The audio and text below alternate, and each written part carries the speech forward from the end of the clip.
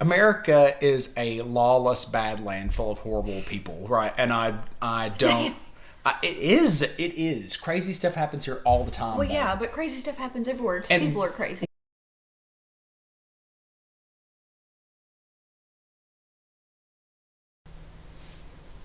We're live.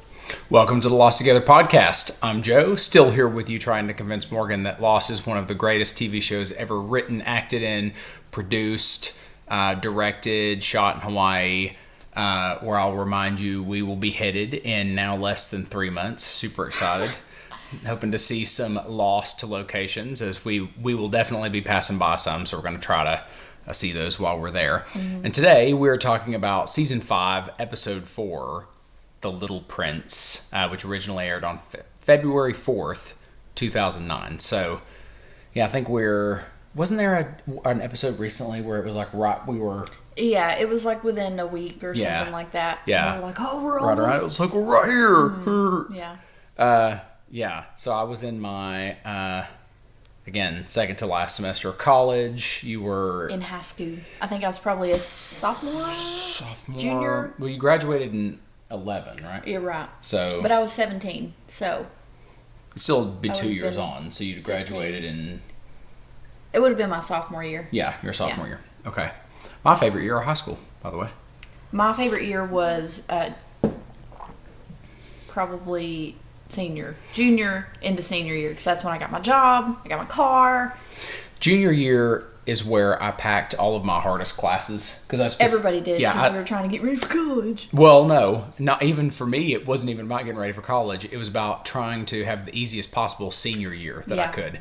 I wanted to, cruise. Yeah. Like, I wanted to really cruise my senior year. And I did, baby. Like, I'm actually really glad I did that, because I had this super hard English class my first semester. It was a really great and rewarding English class, but it was very hard. Mm-hmm. I had to write a very challenging research paper. So I'm glad that I had Nout to focus on, except for that. So. Yeah, I had a couple of really hard ones my first semester, and then my second semester I took like floral design class and econ, which was, we played Monopoly every day and ate candy. That's what we did. You will learn about the economy playing we played Monopoly and we ate candy every day.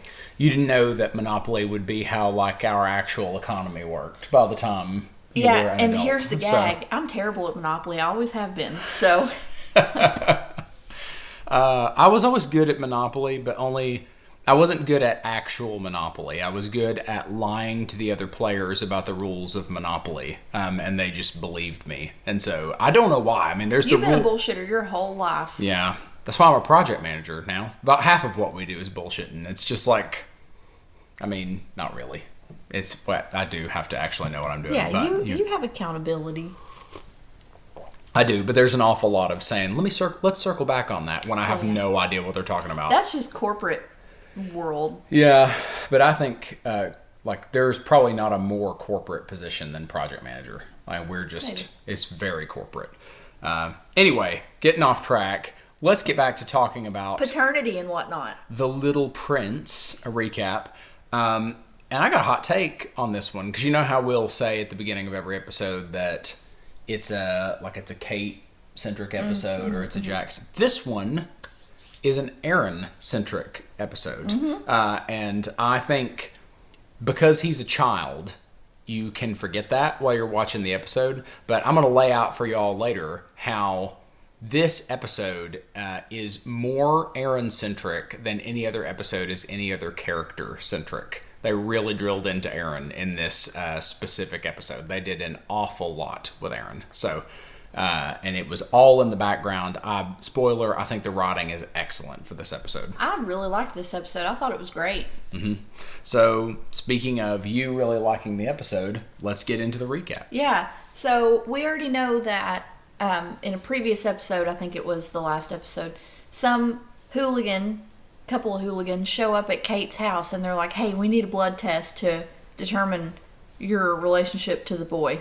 And so they go on vacation.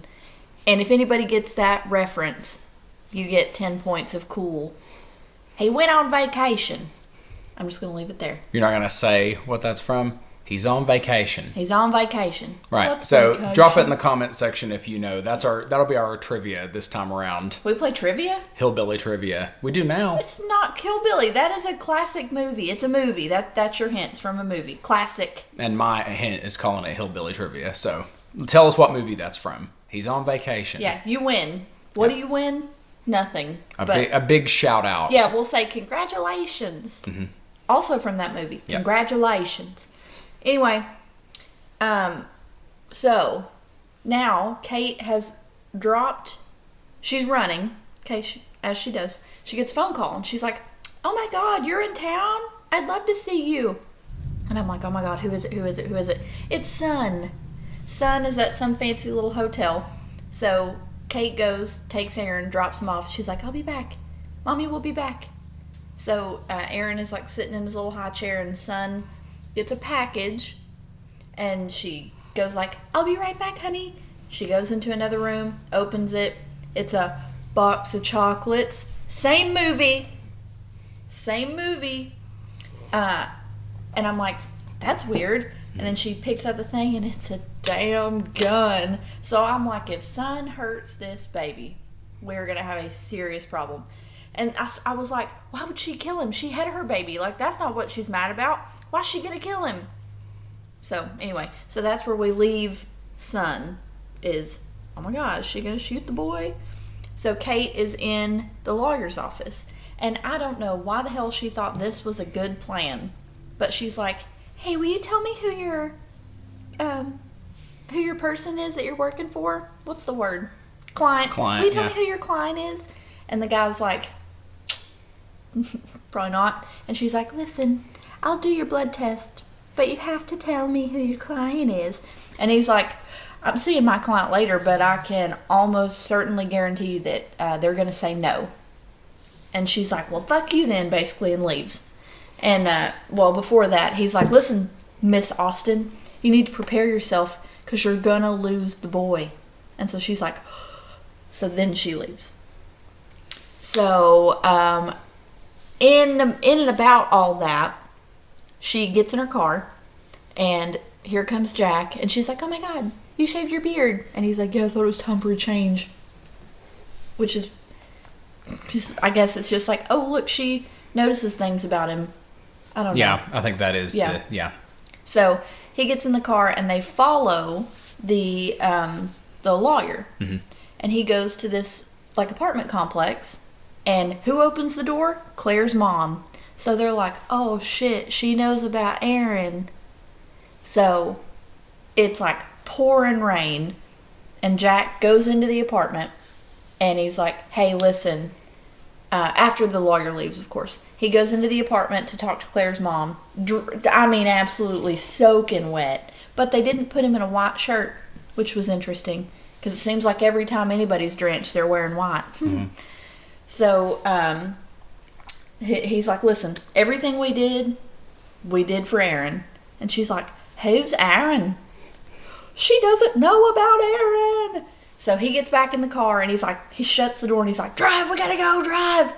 So then again, I'm like, oh shit, Son, he knows, because Kate told him, like, yeah, Son has Aaron. So I'm like, oh my God, Aaron is in imminent danger. They don't know about the gun. So he's like, she has no idea about Aaron. She's here for a settlement from Oceanic for the plane crash, whatever. So they're like, oh. So they drive to a dock, and we meet some other people who, when we last left Saeed, was unconscious in the hospital. So he's woken up, and this little dude comes in, and he's like, "I brought your benzos," or whatever it is that he's given to Saeed. And I don't know how Saeed clocked this, and he's coming off of like horse tranquilizers. So this is just a testament to how impressive Saeed is. I think there's a pretty clear reason why Saeed didn't clock this, or why he did clock this. Because the guy turned his back to him? Nope. Because Saeed's not supposed to be there. Remember, he's in there with Jack. Oh, and that other, in like a hidden back room. That other doctor's like, "What the hell are you doing?" Yeah, right? I was like, "Treating a patient." And so Saeed's like, "Okay, yeah, Jack went and just told the nurse to bring me some medicine." That's right? why like, I would die in every situation, because I wouldn't have questioned. When I saw that immediately, I was like, that's how he knew. Like, that's because it's obvious. Like, But the reason that you didn't think it though is because you're not in any danger. So like if you're in danger and you're being hidden in a hospital by a doctor that you know who's doing all the work on you, and he's like, hey, stay here, I'll be right back. And then like an orderly comes in and goes, hey, got your chart and your medication, and it just looks super normal. Like, I don't know. See, I would think like, oh, okay, so this is like Jack's buddy, and Jack sent his buddy in here to help me. No, I'm shooting. I will not survive the collapse of society, a zombie apocalypse, none of it. I won't make it. I think that's just a general lack of skepticism about people's motives. So, like, you tell the story, because this is a short plot episode, so I think we can break this up a little bit. Yeah. Tell the story about the guy that you and Barbara talked to that when you were canoeing. Yeah, or whatever it was. We weren't canoeing, we were fishing. Me and my friend Barbara, we just loved to do outdoorsy stuff back in the day. And so I was probably 17, 16. Roughly, 17, 18. Yeah. So we were down fishing, and the parking lot's up here. You had to walk down a huge embankment down to the lake. So that's where we were. And we had run out of bait or something to that effect, and I had to go back to the car. Barbara she was a couple years older than me, but she was always very mother hen. And she was like, I'll go with you. And I was like, Barbara, it's right there. It's fine. Whatever. So I'm trekking up the hill, and I see a car, and we're in like the middle of nowhere, like up in the boonies in the mountains. So there's a car parked right beside our car, and I was like, And the trunk was open, and there was a man, and he said, hey, and I was like, what's up? And he said, what y'all doing out here?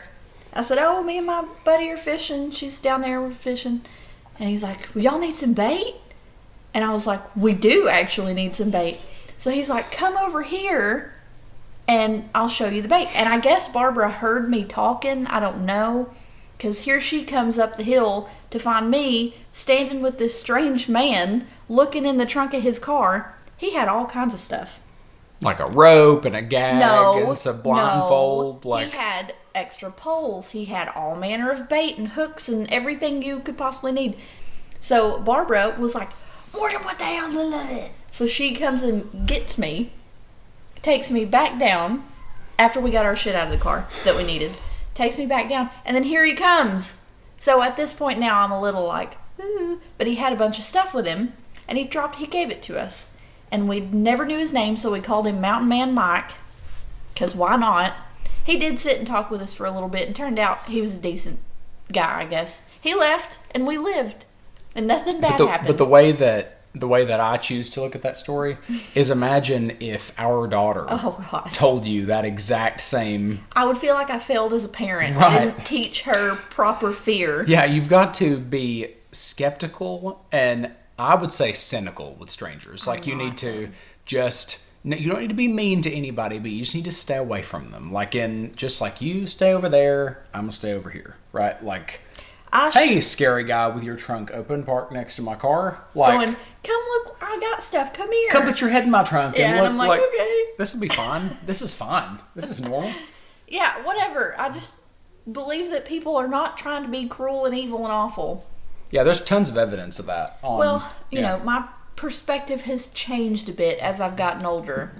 She'll tell you, I won't deal with anybody in public. Like, but you strangers, absolutely not. Okay, go ahead and tell the cheese story, you freaking jerkwad. It was so mean. Oh, it's not mean, because it was an insane thing for that guy to say, all right? And I'm just responding to the insanity. Go ahead. So I am standing in the grocery store, and I know most of our fan base is Australian. I don't know if Australian grocery stores are set up exactly the same way as American stores, but there's a section, like a fridge section along the back wall that's got like all the shredded cheeses, which are in bags, like these zipped bags, and they're all hanging on this big wall, and there's a ton of them. So there's 10 or 11 different kinds of cheeses and different size slices and stuff. Like, there's a million different ones. Brands. So just try to picture an entire wall it's only cheese, right? And I'm standing in front of it, and I have my headphones in, which is a subtle cue to not talk to me because I don't want to talk to strangers in public. I'm super extroverted. I want to talk to my friends and people I know. I don't want to talk to strangers in public at all. So I'm standing, looking up at the wall, trying to find some kind of weird cheese. It might have been Gouda or something. And a guy walks up to me. I've never seen this man before in my life. He doesn't work there. He's just another patron, okay? And he walks up to me, and just imagine Morgan's me. I'm the guy. And he goes like that, kind of hard. And he said, cheese, right? So, and what I said, because it was just my instinct to say this, is I just said, nope. Imagine how lonely that man probably was. He's going to keep being lonely if he keeps acting like that. He's going to have to learn not to do stuff like that out in public. Maybe he was That's in therapy, crazy. and that was his therapy work. Do you think his insane therapist said, walk up to a guy looking at cheese, hit him with your elbow and say cheese? No, his instruction was probably walk up to a stranger and initiate small talk. Maybe to overcome social anxiety. And then you were like... Why couldn't he do any of the other boring shit that people do in line? Because he's obviously not well. He's learning. Yeah, well, you are making that up. Because it's equally likely that he's just a crazy person who, for whatever reason, decided he needed to say cheese to me while I'm looking at a wall with nothing but cheese. So then he just said no and left. I said nope, and then I grabbed a bag of cheese and left. Just walked away. How incredibly rude is that? I don't care. That is an absolutely unhinged thing to say, and I'm not going to be taken advantage of. America is a lawless badland full of horrible people, right? And I don't... It is. Crazy stuff happens here all the time. Well, yeah, but crazy stuff happens everywhere because people are crazy. We're in the South, right, where everybody has a gun and everybody kind of hates lots of other people around them. So it's like I just choose to stay away from everybody. I'm like, I will just do my thing and then get out. And that is it. I'll make small talk with the service people in the store because everybody's mean to service people here. So I choose to be nice to service people. But other patrons, forget it. I don't need to talk to you. I'm paying, you're paying. Let's just do this. Let's just pay for our stuff and get out. I have friends outside of here. I will go and talk to the other friends outside of here. And I don't need to hear about cheese. So... Rude. There's a couple of examples of how Morgan and I treat the public, and so... Which doesn't have shit to do with this episode, so it does. Sorry about that. It does. Because you were saying that Saeed, you didn't understand why he was skeptical. Truly did not. If a buddy of mine who was a doctor, who was like, we're not supposed to be here because I'm not supposed to be practicing medicine right now, and let's just put you in this little back room that's not a proper hospital room. Oh, by the way... another doctor has come in the meantime and said, what the hell are you doing here, and drugged me outside. And so then suddenly a very friendly orderly walks in and says, got some meds for you, or whatever. Absolutely not. No. I don't know. You think... you would assume that your vagabond doctor doesn't have vagabond friends that he's helping... Anyway, so this man has his back turned to Saeed and he's doing whatever. What he's actually doing is loading a gun, tranquilizer gun, or whatever the hell it was. And Saeed totally wipes the floor with him. And he's like, who do you work for? Who do you work for? Chokes him out, gets his wallet. Or no, the guy pulls out his wallet and gives it to Saeed, a little piece of paper, and it's Kate's address. He's going after Kate. So, Saeed gets out of the hospital. Jack calls Hurley, and he's like, where are you at? And Hurley's like, how's Saeed? Is he okay? Jack's like, yeah, he's fine. Hurley goes, cool. Tell Saeed I did exactly what he said and Ben's never going to find me. Or Ben's never going to get to me now. So I don't know how they're going to resolve that. Pay his bail, I guess? I don't know. How are they going to get him out? They'd have to pay his bail. It's the only way. They can't break him out of prison. So they all converge at a dock. And I guess this whole time... Who's got Locke's body? Is he still at the butcher? No, they've loaded it in that van. That's right. That's right. So they're driving around with Locke's dead body. And so Ben gets out of the car and Kate's like, what the fuck is he doing here?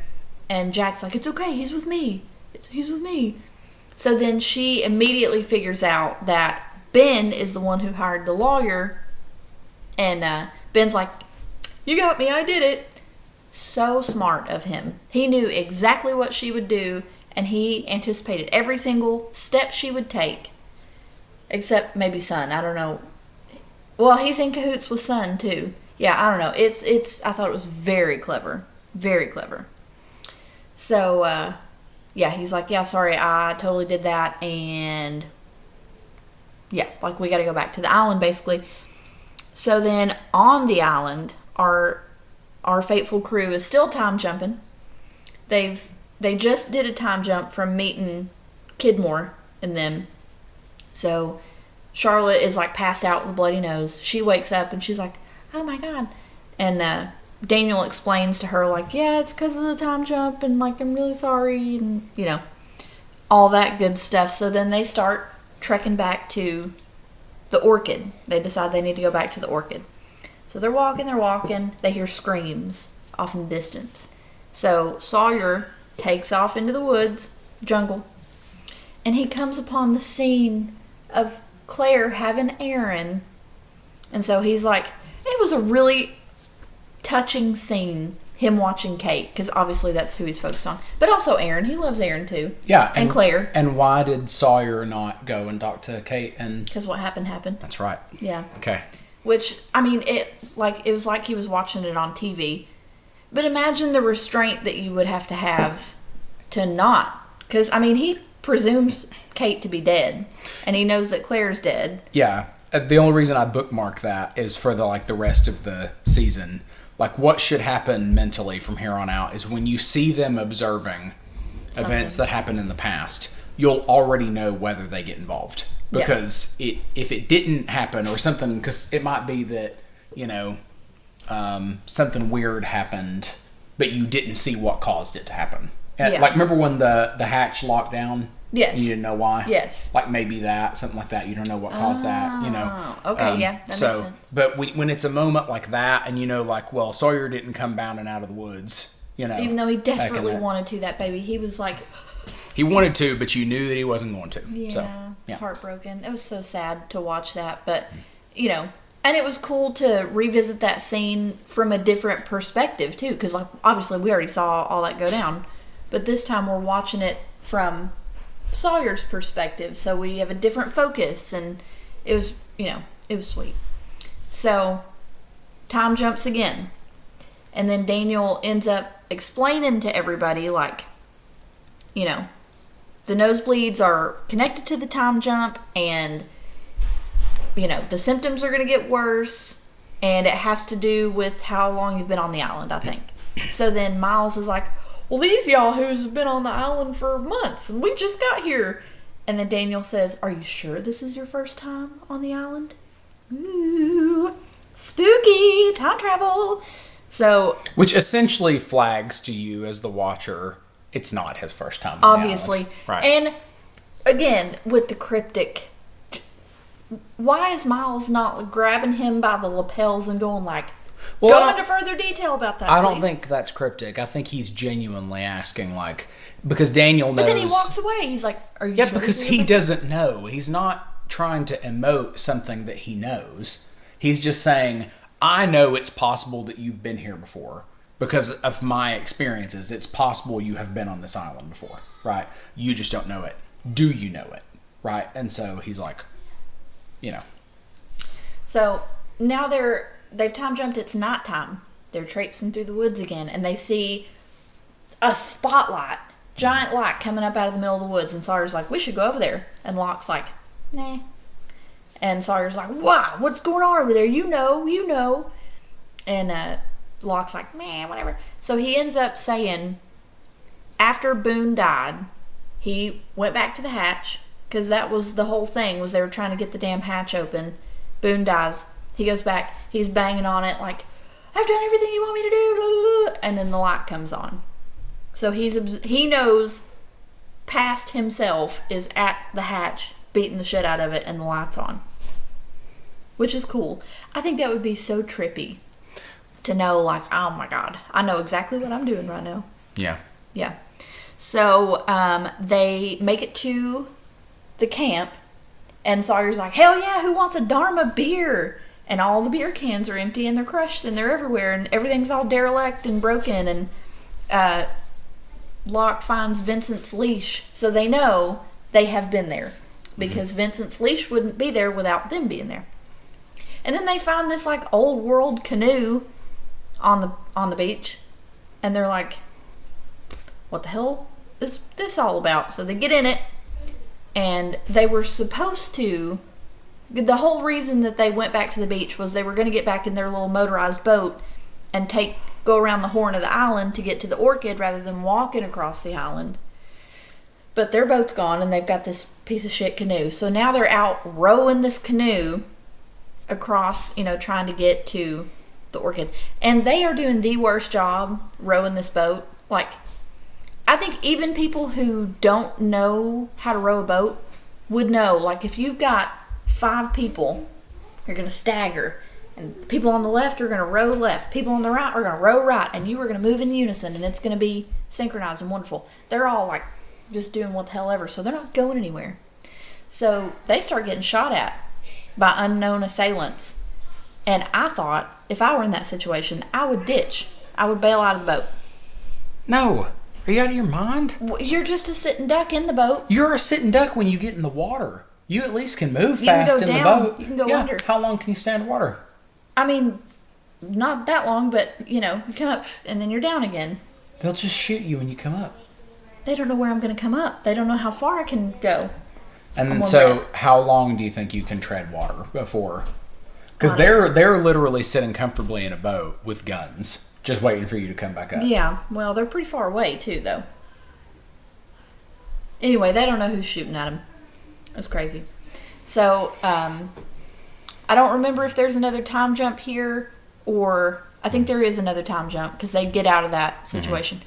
Because it's raining, remember? Yeah, it's raining. Time jumps, and then Sawyer's like, thank God. And then it jumps, and he said, never mind, or whatever, because there's like a storm happening. That's right. Yeah. So while that is happening, there's another raft out in the water.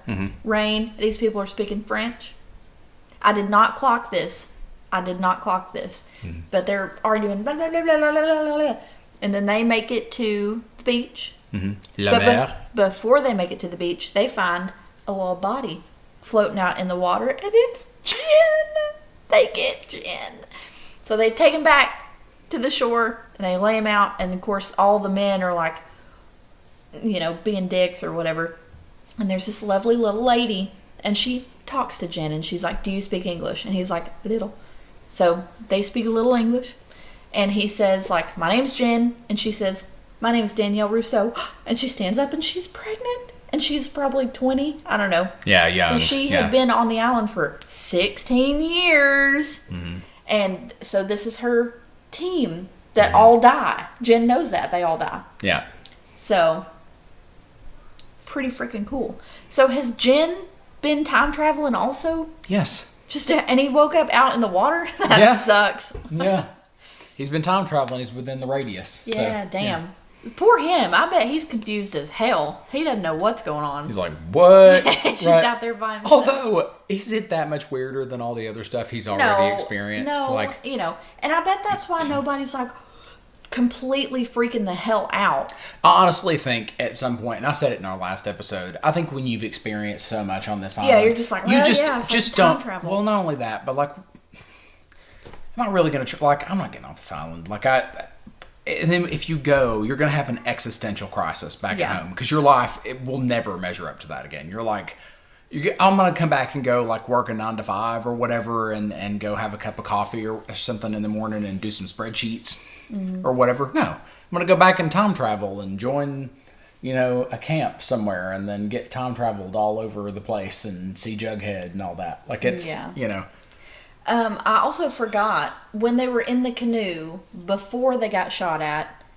Juliet was like getting something out of Sawyer. She was like poking holes in that tough boy facade he's got, and she was like, what happened to you out there? And he was like, I saw Aaron being born, and I saw Kate. Yeah. And so then she's like, well, how did it feel to see Kate? And then of course he's saved by the bullets.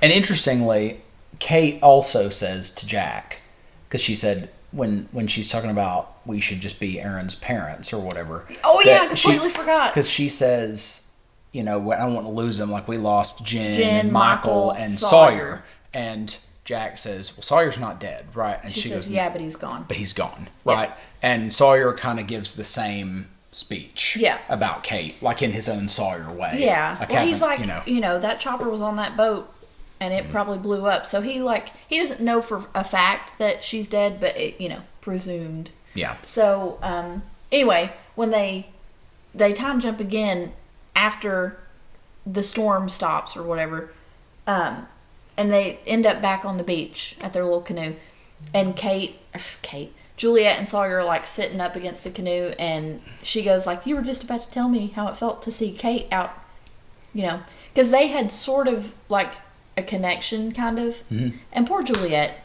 she's just second fiddle to Kate with every man that she meets. Sorry, girl. Find a man who's not a main character, and then Kate won't be involved. Like, I don't know what you want. So he he's about to tell her, and then he goes like, and her damn nose is bleeding. Mm-hmm. Yep. Lost. All right. So, yeah, really good episode. I really liked that. I thought it was good. So, something to point out about Aaron. So, I was thinking about this. Cute. So, in this episode, we essentially see Aaron's whole life. Mm-hmm. And they do it in 3 different scenes, but they're trying to lay the groundwork for something. How old is he? About 4? 3 or 4? Yeah, 4 basically. Like because he was born and there's 3 years later. So he's 3, almost 4. Yeah, right? Okay. So he's we see his birth again, and Kate's there. Mm-hmm. Okay, so it's Claire and Kate, just like it was when it actually happened. Mm-hmm. So Kate's there when he's born. Okay, Kate takes him off the island. Kate has the conversation with Jack about let's just be his parents, and Jack was like, oh, she was going to give him up or whatever. Yeah, right? Kate says, did you know she was flying to LA to give him up for adoption? And he's like, nope. So, yeah, Kate says it. She's like, she didn't want him anyway. But that even more proves my point, right? Is what they're trying to lay the groundwork for here is Kate's having a real connection with Aaron. So, yeah, she's like loves him. She's there when he's born. She helps take care of him some. And then she rescues him from the island, and she adopts him functionally on the boat. And now she's doing this paternity thing with Ben's lawyer, right? Which is all just a farce, right? To get Kate to run back to the island. So smart. Well, Ben is. Like, he knows exactly what's going to motivate Kate to get back to the island. And so he's... So then we see her being a parent, and we see her like going out of her way to try to solve all these issues for. So any other problem she's ever had, she's run from. She's not running from being a mother though. She's trying to be a mother. So it's like where we're starting to see some character growth in Kate, where she's got a romantic connection, the tiniest thing happens, she starts to run from it, right? She's got the situation with her mom, she runs from it. She's got the situation with, like, any situation she gets into, she's running from it. And also, nobody can tell Kate what to do or she'll do the opposite, right? But she behaves differently in this mother-child dynamic, where she's, like, actually trying to be a mother to Aaron. And so, this episode is about Aaron, who's getting a very different parent experience than all those other people on the island. Except he's got a loser dad, too, because Jack sucks as a dad for right now. I don't know if he gets better, but... Well, yeah, but either way, I mean, who has a really good parent that they have a long-standing relationship with? Hugo. That's it. His mom. His mother. Okay? Who else? Because you could almost say Jen and his dad... Because Jen's dad is Jen's dad loves him very much. But they were separated. Yeah, and Jen kind of rejected that or whatever. Yes. But there's not a ton. Yeah. Really. Yeah. And Aaron is getting a very different experience with a parent, right? And all of these people, Lost kind of sends a subliminal message that, like, that's our biggest scar. Like, each of those issues that all the characters have, you can trace back to something that happened with their parents. So Kate is trying to literally break her own cycle of running away, and then trying to break the. Well, I think just a conspiracy theory here. I think the writers knew how disliked Kate was. Like, as a character, people just didn't care for her.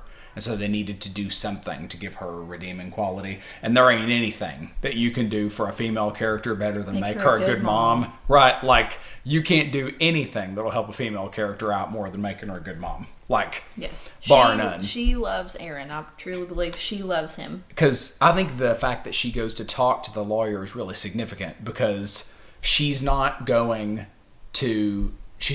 from him anymore. She ran from him, but now she's going back to confront it, which is way different from how Kate normally handles situations. But what was her plan, though? Because she said, like, if you tell me who your client is, I'll give you the blood test, knowing good and damn well that she is not the mama. So I think it was the gamble of, I can get away if I need to. Yeah. Like, I get away from She was ready things. to run. Yeah. Okay. She was ready to run, but she was like, it was different. Like, old Kate just runs. That happens. She just runs away. Yeah. And so we're getting to see that this is a pivotal episode for Aaron, because we're getting to see his backstory, except we're seeing his backstory in real time. And so far, the only jumps in time that you have seen are to the past. Yes. Oh, do we get to see the future, too? That'd be fucked up. I don't want to... Right? No, don't do that. Because if the rule for the past and if what happened, and you see your future and you can't do shit about it, that is the most depressing thing ever. That would be horrible. Well, that's how often it works when people see their future in sci-fi. It's What's that? Master Oogway. We have quoted him so many times on this show. Yeah. You meet your destiny on the road you take to avoid it. So if somebody right now showed me my future 15 years from now, and I'm like living alone on the street, whatever, I'm going to do everything that I can to not do that, which will ultimately put me there. Well, it's very Greek. That's the Greek tragedy setup of the fates give you a prophecy, and then you do what you can to try to avoid it, but in the trying to avoid it, you end up making it happen. Is that a self-fulfilling prophecy? Yes. Yeah. Absolutely. Boo. It's kind of like if you worry that you're going to fail a test, and so you don't, like, you're so Stay not all confident. night studying. No, I think the more likely thing is you're so convinced you're not going to pass it that you don't even properly study for it, because you're like, I'm just not going to pass it, and then you don't pass it. But the reason you didn't pass it wasn't because you knew you weren't going to pass it, it's because you didn't study for it. That's what a self-fulfilling prophecy is. Like, you created the conditions that made that prophecy accurate. Yeah. So there's that. I also wanted to mention the art within the art. I actually had to look it up because I've seen the movie. Yeah, The Little Prince. The Little Prince. I was going to say something about that in the beginning. It's a great movie. Yeah. Themes in The Little Prince include childhood innocence, the dangers of narrow-minded adult perspectives, and the significance of love, friendship, and responsibility. And the importance of seeing with the heart. A central message is that true value and beauty are found in invisible things like love, care, and connections, rather than material possessions or superficial appearances. I mean, the closest that Kate's ever had to an actual drive to do something worthwhile is this thing. Protecting her mom. Yeah, kind of. But that ended in, murder and betrayal and still running away. Well, yeah. But I mean her intent was good. Yeah. The road to hell is paved with good intentions, as they say. It's a stupid saying. It's an accurate saying. Like I take that to mean that almost everybody means well when they're doing stuff. Like, they're making a decision and they're thinking, this is the best thing I can do in this moment, but they're just not thinking it through all the way. So they're going like, well, I'm really just reacting, but I'm convincing myself this is the best thing I can do. So it's a good intention because you think, I'm taking the best action I can take, but then the result is something terrible, i.e. the road to hell is paved with good intentions. Yeah. So that's the art within the art for this episode, The Little Prince. So we are now, we have seen Widmore, or Kidmore, right? Also Widmore. Eloise Hawking, and who else have we seen? I mean, obviously Danielle. Danielle now. That's what I was going to add at the end. Richard Alpert, who's been 30 for centuries. Apparently, he's like the freaking sentinel of the island. I don't know. Yeah. yeah, there's some really cool stuff coming up this season and next season. So that will really start to kind of tie all this stuff together. Are we going to do any more live watch episodes? Yeah, I think we'll do. I think we'll do the finale again of this one, or I'll look ahead to episodes and see like, have we got a really cool? I think that you guys liked that. I thought it was fun. Yeah, we got good feedback on it. Yeah. Let me just go back. Talk amongst yourselves. Just kidding. Yeah. So list of episodes, season 5. I'm trying to think of like something that stood out. There's obviously a couple of things that happen in season 5 that are a really big deal. Our next episode is called "This Place Is Death." Ooh. You got 316. The Life and Death of Jeremy Bentham is a pretty good one. What a weird name. Is Bentham an anagram? No. Jeremy Bentham is a philosopher. Oh. Yeah. Damn, so he picked John Locke and Jeremy Bentham. Yeah. Oh, God, get over yourself, Locke. I think Whatever Happened is a pretty good candidate for that, or He's Our You. There's a couple of cool episode titles here. But yeah, so pretty good episode, I think. Yeah, I liked it. As a whole. And so now we've got Jen's rescued from the ocean. He's now... But he's going to time jump and end up in hell or whatever, I don't know. Well, everybody's on the island now. So, except that now we've got the Oceanic Six have congregated back at the dock, right? So... Oh, yeah, the off-island people, yes. Mm-hmm. Everybody with the exception of Hurley, who's in jail. So... Yeah. I mean, is there any doubt in your mind that they get Hurley back? Of course they're going to get him. They're going to... they'll send Saeed to bail him out, and Saeed will talk him into going to the island.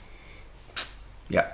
And that was... We also see, which I don't think we mentioned, Locke say to Sawyer that all this is happening because they left. Mm-hmm. And that he's got to get off the island to go convince them to come back. Yes.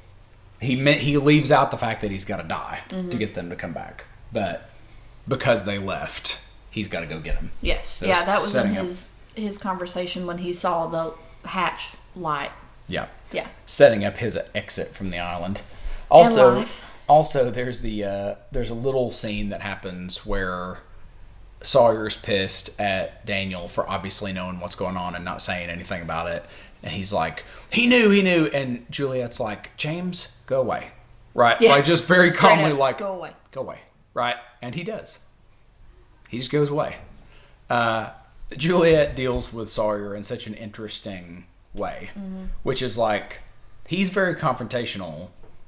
She's very calm. She's calm confrontational. Mm-hmm. She's not yelling at him. She's just like, James, go away. Right?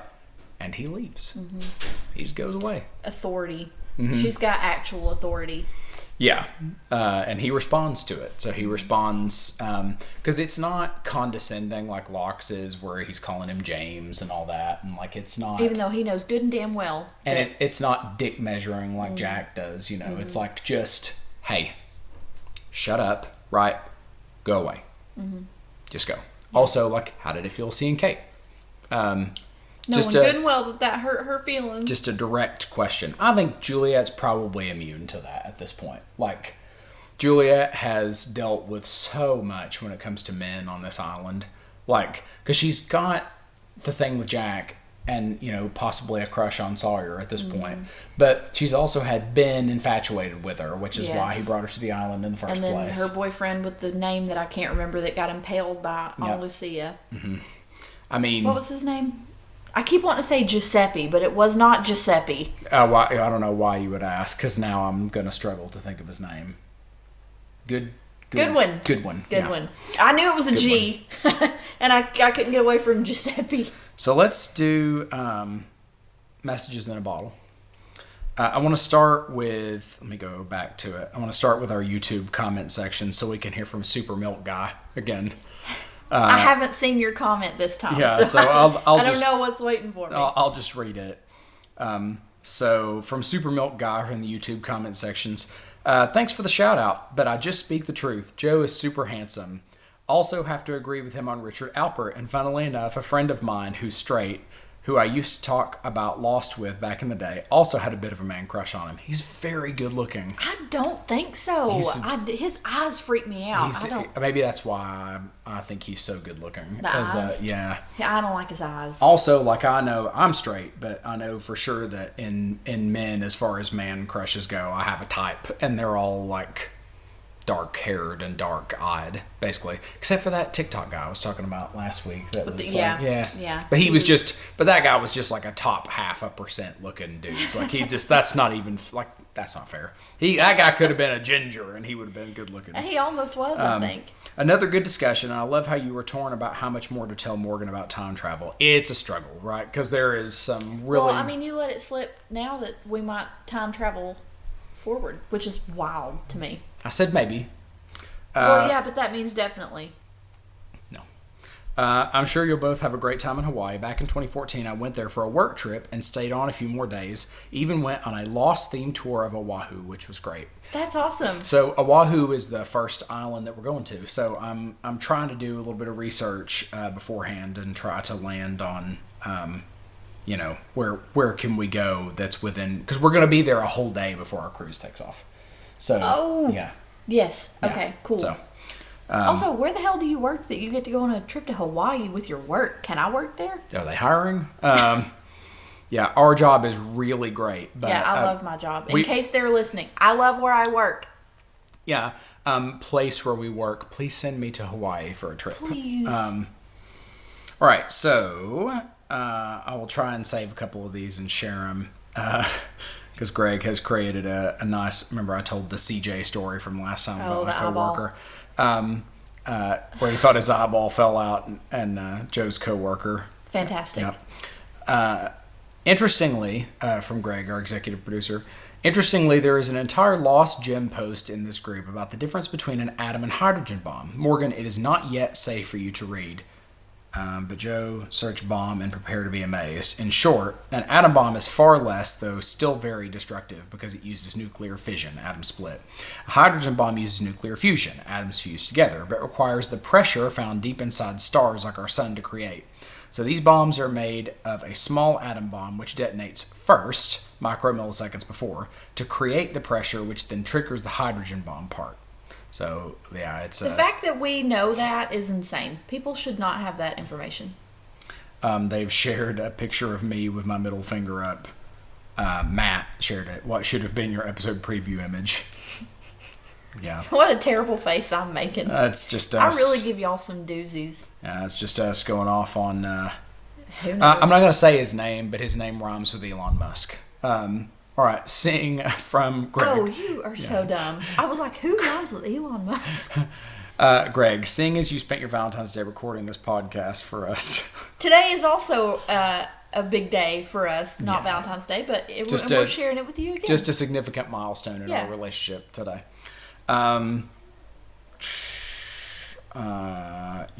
Morgan added, wow, okay, I wish that's what they actually looked like. I love those. Oh, yeah, so he turned all our baskets into hearts. So cute.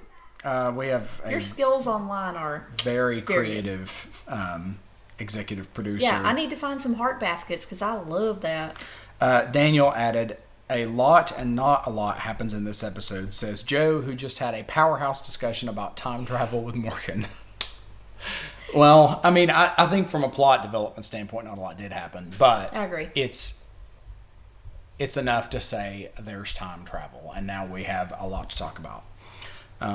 Daniel adds, my favorite moment is the well-edited preview opener where Morgan angrily leads toward the camera mid-tell-off and it cuts to the logo. The video looks better than this screenshot.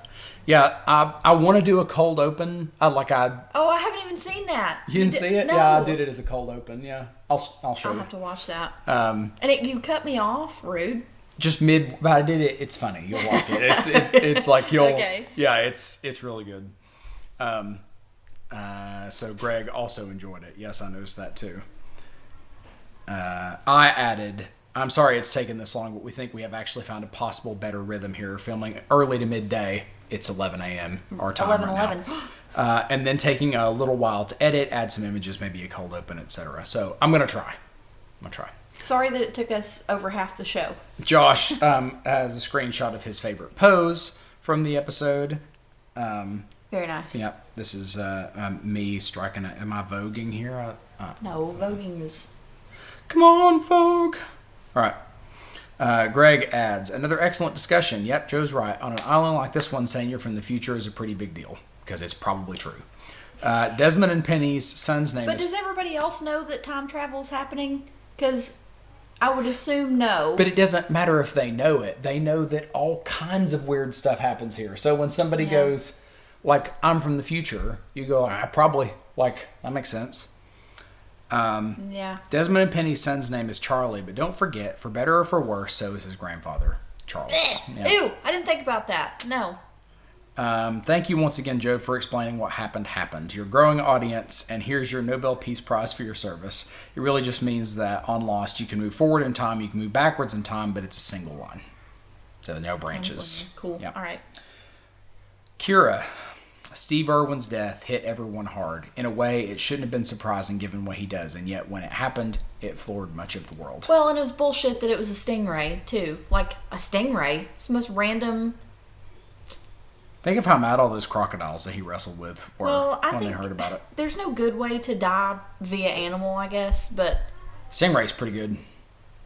It's quick.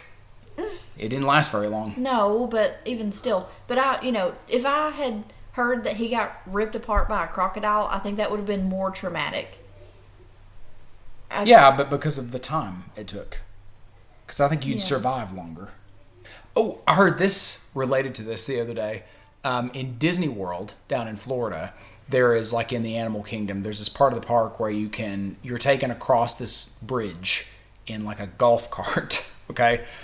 And there are crocodiles in the water, okay? Mm. And if somebody falls in, the driver is trained to keep going and just leave them because they're not getting out. Shut up. It's never happened, but that's the training that they're given. Because they're like, you're not getting out and you're going to die. So there's Shut up. That's not true. I'll show you the TikTok. It's a guy who it's on TikTok. It's a guy who works there, shows his badge and everything, and he's like, hey, that is the training, but it's never happened. And there's good Is it on the safari? Mm-hmm. The water on that safari is like that deep. Doesn't matter if there's a crocodile in it. It can be 6 inches deep if it's got a crocodile in it. It's not about drowning. It's about getting eaten. And the river's like that wide. You just step out. You're good. You're not going to freaking die. It's the depth, honey. You're not falling like... The water's not deep, but the where you fall is deep. You're not going to be able to climb out in time. I think it'd be fine.